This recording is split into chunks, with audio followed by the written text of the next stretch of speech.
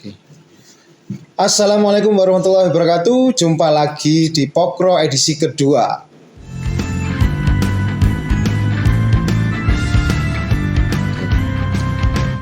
Pemerintah melalui PP 60 tahun 2008 mewajibkan penerapan pengendalian internal oleh seluruh kementerian, lembaga, dan pemerintahan daerah. Kementerian Keuangan melalui KMK 152 tahun 2011 membuat terobosan dengan mengamanatkan pembentukan satu unit khusus pada tiap jenjang satuan kerja yang bertugas untuk melakukan pemantauan atas fungsi pengendalian internal. Dalam perjalanannya, unit kepatuhan internal sering dicap sebagai unit yang teman makan teman, duri dalam daging, dan lain-lain. Apakah benar demikian? Kali ini kami mengundang narasumber dari Seksi Kepatuhan Internal Kanwil DJKN Jawa Timur, Saudara Pengki Yulianto. Apa kabar, bro? Alhamdulillah. Makin segar setelah pindah dari PKN rupanya. Oh jelas, pikiran lebih cerah. Oh iya. Jangan-jangan pakai skincare nih. Oke. Boleh dikenalin dulu tentang dirimu dan keluarga mungkin. Silakan. Terima kasih. Nama saya Pengki Yulianto. Saya sebelumnya bertugas di bidang pengelolaan keuangan negara. Sekarang di Seksi Kepatuhan Internal, bidang kepatuhan internal dan hukum dan informasi. Saya punya 2 anak, 1 istri. Ya sudah lumayan besar lah anak-anak sekarang.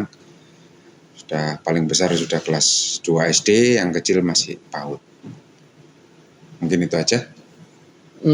Sebelum di sini di mana aja kantornya? Oh iya, sebelumnya sebenarnya kalau untuk kepatuhan internal ini saya sudah pernah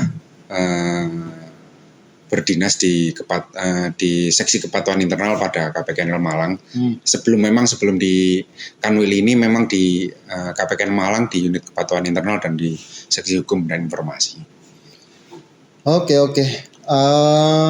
Mungkin kita perlu tahu sedikit ya tentang penjabaran sedikit terkait unit kepatuhan internal. Ini sebenarnya hal yang baru tapi nggak baru-baru banget ya. Tapi mulai diterapkan di era setelah reformasi birokrasi ya di Kementerian Keuangan tepatnya. Mungkin bisa diceritain singkat apa sih unit kepatuhan internal itu, apa tugas dan fungsinya?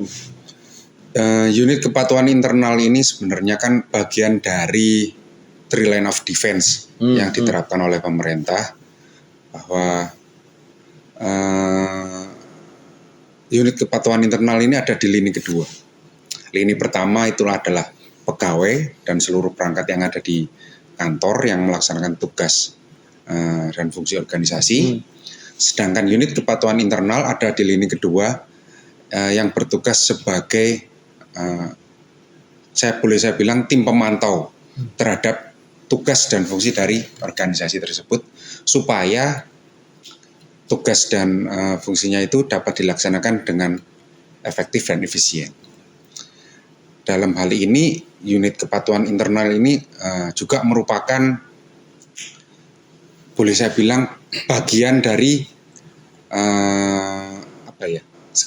Inspektorat Jenderal, pemeriksa lah istilahnya. Kalau di istilah kita kan biasanya inspektorat itu bagian meriksa kerjaan kita kan seperti itu. Dari unit kepatuhan internal ini memang diharapkan bahwa segala tugas dan fungsi dari organisasi ini dapat berjalan dengan baik, sehingga dapat mengurangi adanya kesalahan-kesalahan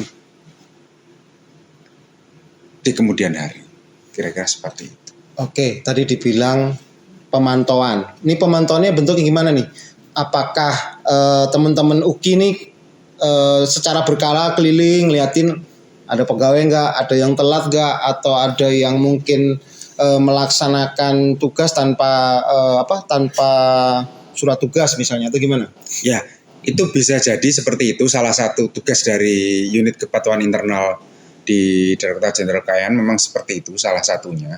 Jadi kita bertugas untuk melakukan pemantauan terhadap kode etik dan kedisiplinan dari pegawai, salah satunya.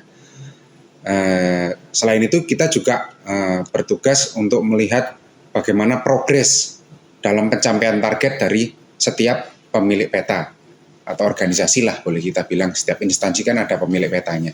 Bagaimana kita bisa melihat bagaimana pencapaiannya, ada kendala apa. Dari situ kita eskalasi ke pusat, bagaimana untuk menentukan jalan keluarnya apabila memang ada permasalahan. Oh, berarti ada ini ya, ada sisi manajerial risiko. Ada. Jadi kita juga ditugaskan untuk melakukan mitigasi resiko, mitigasi terhadap segala permasalahan yang kemungkinan akan terjadi. Kita mengumpulkan dari setiap unit teknis, bagaimana permasalahan-permasalahan dari unit teknis tersebut dalam mencapai target. Apabila memang ada permasalahan-permasalahan yang akan muncul kemudian hari, kita kumpulkan dari masing-masing unit teknis. Kita diskusikan bersama dengan pimpinan mana yang akan kita gunakan atau akan kita targetkan supaya permasalahan ini jangan sampai memengaruhi pencapaian target. Seperti itu. Berat juga ya, kayak berat badan saya. Bahasanya bisa nggak dikemas lebih ringan? Jadi gini, ini yang harus kita tekankan di sini. Kita ngobrolnya ringan-ringan aja. Oke, yang dibahas mungkin berat, tapi ngobrolnya bahasa yang ringan aja. Gimana? Oke. Sebenarnya sih gimana ya merangkumnya istilahnya ya. Jadi kita di unit kepatuhan internal ini boleh dibilang kan adalah supporting unit. Supporting unit berarti tugas kita itu adalah kayak semacam merangkul dari unit teknis yang lain bagaimana mencapai target yang telah dibebankan oleh pimpinan kita. Dari target yang telah dibebankan, kita tanya nih ke unit-unit teknis, ada nggak kemungkinan dari target-target ini akan tidak tercapai? Ada nih permasalahan seperti ini. Oke, kita kumpulkan. Nah, ini yang akan kita sampaikan ke kantor pusat. Ini loh, risiko kita ada seperti ini. Nah, nanti kita dari unit-unit teknis kita minta kira-kira dari risiko-risiko yang ini ada cara nggak untuk menanggulangi risiko ini? Ada nggak bagaimana cara mitigasinya? Dari situ kita terus istilahnya kita ingatkan dari unit-unit teknis agar mitigasi yang sudah mereka rencanakan agar dilaksanakan supaya target dari pimpinan kita tercapai. Tugas KI ini memang memastikan bahwa pencapaian target kinerja pada setiap tahun pada unit organisasi tercapai. Itu kan ngomongnya kalau risikonya terukur ya. Maksudnya hal-hal yang bisa jadi sudah bisa diprediksi nih. Oh, kira-kira misalnya nih kalau saya tukang ngurusin sertifikasi, paling masalahnya nggak jauh-jauh Satker nggak punya duit pendampingan misalnya, atau mungkin objeknya ada sengketa kepemilikan segala macam, itu sudah bisa diperkirakan. Nah, kalau misalnya nih kondisi pandemi kemarin, itu kan sebenarnya bisa dibilang ini bencana non alam yang luar biasa. Nggak bisa kita tahu-tahu tiba-tiba datang aja Maret, tanpa terduga, otomatis mempengaruhi seluruh sendi kehidupan perkantoran. Nah, kalau kondisinya kayak gitu, gimana KI menyikapinya? Bisa jadi kan memang pasti salah satu ini arahannya kan pasti perubahan pola kerja. Nah, tapi kan ada risiko-risiko, ini sedikit curcol juga nih buat teman-teman juga ya. Ada curcol dari teman-teman bahwa ketika masa pandemi kemarin target kinerja tidak ada perubahan tapi dananya direfocusing misalnya. Nah, itu gimana tuh? Kalau dari KI sebenarnya kita tetap melakukan langkah-langkah bagaimanapun tugas kita di KI masih sesuai dengan yang telah digariskan. Bahwa kita tetap akan melakukan monitoring dan pemantauan terhadap bagaimana pencapaian target dari unit-unit itu. Apabila memang tidak tercapai ya otomatis merah kan seperti itu. Dari yang kemarin yang memang ya kita alami bahwa memang realisasi target juga banyak yang tidak tercapai, gitu loh. Kita tidak menutup mata dengan itu. Tapi dari sini kita juga, dari KAI juga melihat bahwa memang ada hal-hal yang lain yang memang tidak bisa kita kontrol, gitu. Salah satunya adalah pandemi ini. Ada ini nggak sih? Ada petunjuk terkait perlakuan khusus untuk kondisi-kondisi luar biasa yang tidak bisa diperkirakan itu nggak sih? Atau emang udah kita pasrah aja, emang nggak bisa diapa-apain gitu, misalnya? Kalau kemarin memang arahannya sebenarnya kan kalau untuk kebijakan-kebijakan seperti itu munculnya adalah dari Direktorat Teknis. Bagaimana istilahnya pucuk pimpinan yang menentukan target-target itu kan di kantor vertikal kita di bawah kan seperti itu. KAI hanya melakukan pemantauan bagaimana dari bidang-bidang teknis ini ataupun seksi-seksi teknis yang ada di bawah ini melaksanakan tugas dan fungsi dalam pencapaian target ini, apakah sudah sesuai dengan norma-norma ataupun aturan-aturan yang berlaku. Jangan sampai pencapaian target ini melenceng lah istilahnya dari perencanaan ataupun dari yang sudah ditentukan.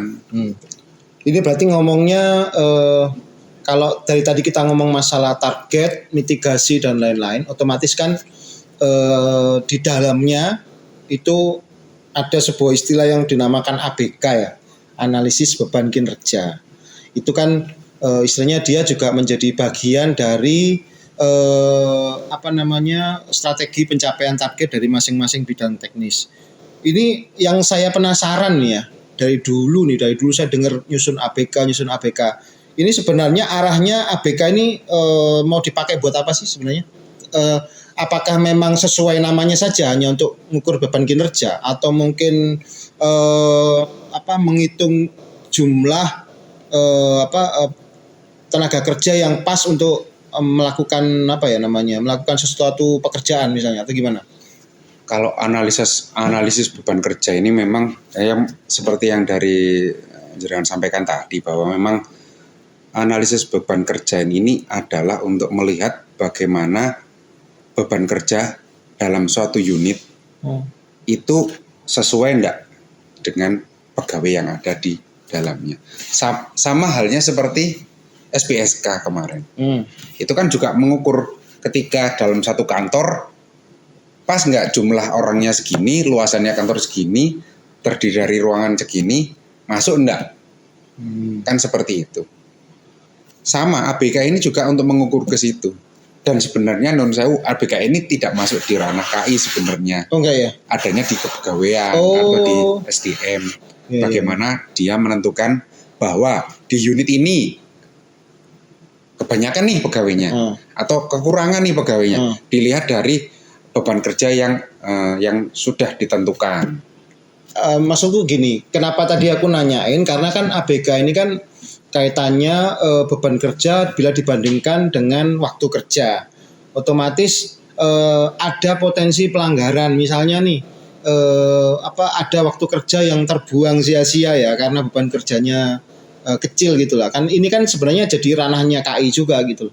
Kalau saya pikir ABK-nya mungkin punya kepegawaian, tapi potensi pelanggaran jam kerja yang disebabkan oleh tidak sesuainya ABK kan. Betul. Jadi memang KAI muncul di sini sebagai unit pemantau kedisiplinan dan kode etik pegawai. Dari sini memang seperti yang sudah kita lakukan selama ini, Seksi Kepatuhan Internal rutin melakukan pemeriksaan mendadak di setiap bidang bagian. Itu bagian dari KAI berkaitan dengan kinerja dari masing-masing pegawai. Kaitannya sebenarnya ini kan ibaratnya ngintip pegawai ini orangnya ada apa enggak, orangnya kerja apa enggak, sampai ngintip CCTV enggak? Kita sebenarnya boleh untuk melihat itu CCTV, boleh gitu kan. Cuman memang sekarang ini aksesnya kita masih belum dapat ke arah situ. Kita diperbolehkan loh untuk ketika inspeksi kita lakukan pengecekan laci, kita memang kita ngecek laci bahwa jangan sampai ditemukan lah. Laci saya isi apa aja ya. Ini bahaya. Jangan sampai ketika disorot dari belakang CCTV tangan saya ada di bawah meja nih. Saya ngapain ini? Nah, Layar saya lagi buka apa ini? itulah kita bahkan seharusnya dari unit kepatuhan internal kalau kita melihat dari bagaimana sistem kerja dan pola kerja yang sudah digariskan, sebenarnya kita boleh untuk melakukan pemeriksaan bahkan termasuk ke persuratan ke surat tugas. Cuman memang untuk di Jawa Timur sendiri ini kita masih belum dapat akses sampai ke arah situ. Oke. Gitu. Tapi sebenarnya dimungkinkan ya. Dimungkinkan. Ya? Kasarannya UKI ini bisa dibilang KPK-nya kantor. Kurang lebih kayak gitu ya. Dia bisa ngintip, bisa nyadap mungkin ya. Oke, tadi ngomong masalah three line of defense. Three line of defense berarti yang nomor 1 otomatis manajerialnya dong. Betul. Nomor 2 UKI ini ya, nomor 3-nya baru inspektorat ya atau auditor internal lah istilahnya ya. Nah, dalam perjalanannya setahu Anda ya, kan Anda bilang tadi pernah jadi UKI juga di kantor lain gitu ya. Pernah nggak sih ada benturan antara ketiga lini ini? Maksudnya, oke, ini sebenarnya tujuannya untuk melawan aparat pemeriksa luar gitu, bukan melawan ya, biasanya supaya jangan sampai aparat luar yang menemukan kesalahan gitu kan. Nah, pernah nggak sih ada singgungan antara three line of defense ini tadi? Kalau singgungan sebenarnya kalau lini kedua dengan lini ketiga kan seharusnya selaras ya istilahnya kan, karena kita kepanjangan tangan dari inspektorat gitu kan. Biasanya memang ada singgungan itu antara lini 1 dengan lini kedua di manajerial, eksekutor dengan kita sebagai pemantau gitu kan. Selama ini memang kita mencoba tetap apa istilahnya? Kita tetap mengayomi istilahnya, tidak sampai kita frontal seperti, karena memang tugas kita di lini kedua ini adalah sebagai pemantau saja. Dari hasil dari pantauan kita itu yang nanti kita sampaikan ke pimpinan, kita bahas bersama untuk dicarikan solusi perbaikannya. Harapannya ketika dilakukan pemeriksaan oleh lini ketiga sudah tidak bermasalah lagi nih. Ya. Gitu. Oke, tadi otomatis kan ada potensi ya singgungan antara lini pertama dan lini kedua ya kalau bilang. Nah, ini nih yang masalah inti dari pokok tema kita pada kali ini. Masalah stigma teman makan teman, duri dalam daging, provos kesiangan, apalah dan lain-lain. Ini kan stigma seperti ini banyak beredar ya, teman tapi ngember, apalah istilahnya banyak lah. Sampean merasa nggak sih ada tekanan stigma seperti itu, dan mungkin teman-teman yang lain, mungkin ini salah satu opini yang bisa mewakili perasaan teman-teman KI di seluruh Indonesia. Ya, bagaimanapun dari kemunculan unit kepatuhan internal ini sudah pasti stigma itu yang muncul. Bagaimanapun mereka siapapun bidang teknis yang ada itu pas melihat ada OKI berarti ya ada yang ngintip kita gitu loh. Ada yang ngerecokin kerja kita gitu loh. Tapi ya mau tidak mau ini unit ini memang harus ada gitu kan. Kalau bagi saya pribadi memang unit ini harus ada, karena ya kita di Kementerian Keuangan ini kan sebagai instansi piloting untuk masalah kinerja ini kan. Kita ngomong dulu. Piloting itu bahasa halusnya. Bahasa kasarannya kelinci percobaan. Jadi Kementerian Keuangan adalah kementerian yang selalu jadi kelinci percobaan untuk seluruh kebijakan birokrasi di Indonesia. Iya. Itu Anda rasakan sama. Iya, kita semua merasakan sama. Iya. Oke, tadi kan stigma teman makan teman. Oke, gimana sih caranya Oki menangkal stigma itu maksudnya? Kita tetap ya dengan pegawai lain atau dengan seksi teknis lainnya kita tetap komunikasikan dengan koordinasi dengan komunikasi, karena setiap ada permasalahan apa supaya tidak tidak berkembang ya otomatis kita lakukan komunikasi yang baik dengan mereka. Gitu.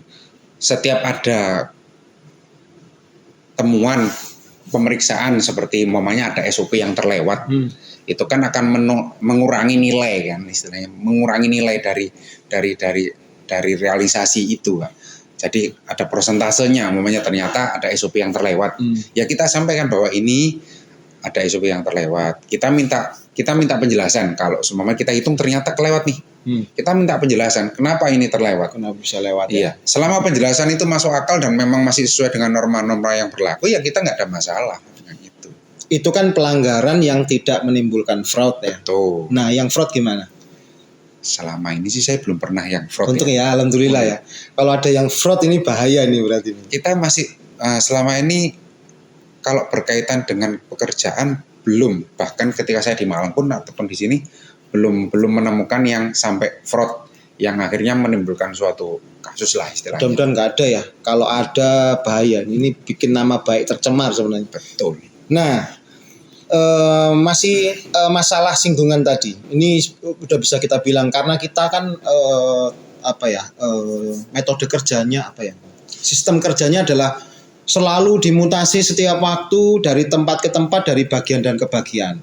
Bisa kita bilang kita semua ini adalah bagian dari lingkaran setan. Betul. Ya, lingkaran setan itu otomatis aku tahu biasanya kamu ngapain di sana. Kamu biasanya gitu. Sekarang kamu di bagian itu kamu ngomongin gini sama aku tahu dulu kamu kayak gimana. Gimana tuh nyikapinya? Hal itu sebenarnya sudah dari mulai di Malang itu sudah seperti itu. Iya. Gitu loh kan. Jadi banyak orang-orang yang merasa bahwa Anda dulu bagian dari ini, sekarang Anda bagian yang meriksa. Ya sok suci lu, biasa dulu telat-telat semenit 2 menit. Sekarang sok suci disiplin sebelum 7:30 sudah di kantor gitu. Nah, seperti itulah. Tapi ya kita ikuti, tetap kita lakukan sesuai yang sudah diperintahkan. Bagaimanapun namanya kita sudah di unit kepatuhan internal, ya kita harus bisa memberikan contoh. Mau orang ngomongin kita apapun, tapi ya jangan sampai kita di unit kepatuhan internal ini malah yang menjadi contoh yang buruk untuk pegawai yang lain. Nah itu buat kamu semua, tidak perlu jadi pegawai teladan untuk menjadi contoh, cukup jadi pegawai seksi KI. Itu aja ya, nggak jauh-jauh ya. Soalnya bagaimanapun kan kita juga KI kok telat kan gitu. Iya, ngisi gitu loh. KI datangnya jam 9:01, pulangnya jam 3 sore, itu udah enggak sesuai norma. Ya mudah-mudahan yang sering melakukan itu bisa insaf setelah lihat ini ya. Amin ya Allah, amin. Oke, kemudian setelah ngomongin seluruh stigma, seluruh cara kerja UKI, dari seluruh hal yang sudah sampean lakukan sampai detik ini, ada nggak sih yang menurut sampean perlu diperbaikin dari sistem kerjanya UKI? Sistem kerja UKI ini sebenarnya kalau melihat pola kerja atau sistem kerja ini sebenarnya sudah bagus gitu kan. Beda sebenarnya UKI yang sekarang dengan UKI yang dulu. Ketika saya masuk UKI di bulan Oktober kemarin, saya lihat sekarang sudah jauh lebih berkembang dari yang dulu cuman kita ngurusin kontrak kinerja, capaian kinerja. Iya. Ibaratnya UKI yang dulu itu cuman kayak robot ya, misalnya dia cuman given, ada ini saya periksa ini enggak bisa proaktif kayak sekarang. Kalau yang sekarang sudah lebih banyak, termasuk pemeriksaan kode etik, melakukan sidak ini sudah mulai ada sekarang. Dulu belum ada. Kita belum sampai menyentuh ke situ ketika saya waktu di Malang ya. Kita belum sampai ke arah situ. Kalau yang sekarang ini memang kita benar-benar kita melihat bagaimana kepatuhan internal dari unit itu, dari kantor itu, bagaimana pegawainya juga, bagaimana termasuk kedatangannya, pulangnya bagaimana. Terus kita lakukan pemeriksaan kalau memang ada pegawai-pegawai yang tidak melanggar jam kerja kan gitu. atasan kita wawancara, bagaimana segalanya seperti itulah. Kalau yang sekarang ini memang sudah jauh lebih baik. Terus gini, ini kan kaitan tadi yang lingkaran setan tadi. Saya sendiri pernah punya pikiran gini sih. Pegawai yang sudah ditempatkan di seksi KI tidak boleh pindah ke tempat lain gitu. Ini untuk mencegah stigma yang tadi ya. Maksudnya stigma lingkaran setan tadi. Setuju nggak kamu kira-kira? Oh, kalau saya tidak. Membosankan ya. Pasti orang yang di KI itu juga nggak mau selamanya di KI. Dia maunya juga masih pindah-pindah. Masa iya saya mentelengin orang semua. Ada yang orang jalan-jalan, lagi belanja. Oh, yang ini lagi main PS. Yang ini datangnya telat segala macam. Pasti kayaknya jadi musuh. Apa ya? Jadi public enemy itu nggak enak juga ya. Betul sekali. Walaupun sebenarnya salah satu cara untuk mencegah stigma lingkaran setan tadi itu adalah dengan menempatkan orang yang sama terus menerus. Satu dari sisi kemampuan otomatis nambah dan tidak ada potensi diusik sama orang lain sih. Oke, yang terakhir nih. Apa harapan kamu untuk unit kepatuhan internal di masa yang akan datang? Harapan saya untuk unit kepatuhan internal khususnya di Jawa Timur lah. Untuk khususnya di Jawa Timur ini harapan saya. Berarti sampai tidak mau pindah ke lain-lain, berarti cuma di Jawa Timur aja gitu maksudnya? Bidang yang lain di Jawa Timur oke lah. Pak Rustanto? Jadi kalau untuk unit kepatuhan internal ini harapan saya bisa semakin berkembang, akses untuk melakukan pemeriksaan apapun berkaitan dengan kedisiplinan pegawai, kinerja pegawai, pencapaian kerja dari agak ringan dikit bahasanya, agak ringan. Apa ya istilahnya? Itu bisa enteng loh itu. Saya berarti yang tidak bisa nangkep.